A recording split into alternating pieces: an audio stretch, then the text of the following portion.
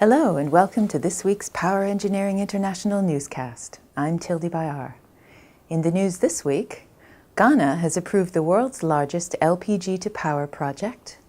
The International Energy Agency has upped its growth forecast for renewables. India plans support for solar panel manufacturers, and Exergy has won a geothermal project deal in Turkey.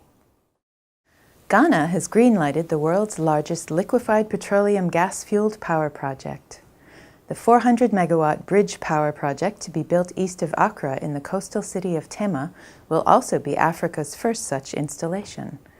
It is planned to feature 9 gas turbines and 2 bespoke steam turbines from GE in 2 separate combined cycle configurations. It will be developed as a dual-fuel installation capable of also burning natural gas and diesel. The project is to be realized on a fast-track basis, with the 194-megawatt first phase planned to be completed within 6 months of the expected financial close in December. Developer Early Power said that it had signed a 20-year power purchase agreement with a 5-year extension option with Ghana's state utility after receiving government approval. The International Energy Agency has significantly increased its 5-year growth forecast for renewables on the back of strong policy support in key countries and sharp cost reductions. In the latest edition of its medium-term renewable market report, the agency said last year marked a turning point for renewables. Led by wind and solar, renewables represented more than half the new power capacity around the world, reaching a record 153 gigawatts, or 15% more than the previous year.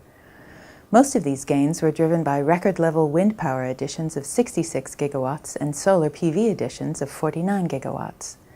Indeed, the IEA said that about 500,000 solar panels were installed every day around the world last year. In China, which accounted for about half the wind additions and 40% of all renewable capacity increases, 2 wind turbines were installed every hour in 2015. Over the next 5 years, the IEA expects costs to drop by a quarter in solar PV and 15% for onshore wind. It added that renewables will remain the fastest-growing source of electricity generation, with their share growing to 28% in 2021 from 23% in 2015. India's government is planning to allocate $3.1 billion in state aid funding for the development of the country's solar panel manufacturing industry. 2 highly placed officials have confirmed that Prime Minister Narendra Modi's government is to put forward an initiative aimed at augmenting solar manufacturing.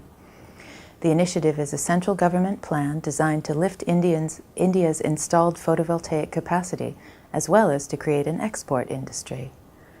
Modi wants to raise the country's renewable capacity to 175 gigawatts by 2022 from 45 gigawatts at present. The scheme is intended to create 5 gigawatts of solar photovoltaic manufacturing capacity from 2019 and to build 20 gigawatts of projects in the country by 2026. And finally, Italian company Exergy has won a deal for a 24-megawatt geothermal power plant in Turkey.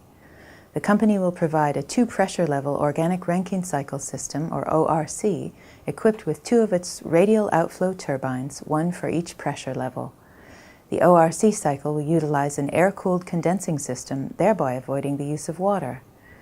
Equipment for the unit will be manufactured in Exergy's Turkish workshop in Izmir, which will take advantage of an increased feed-in tariff that the Turkish ministry assigns to technologies made in the country.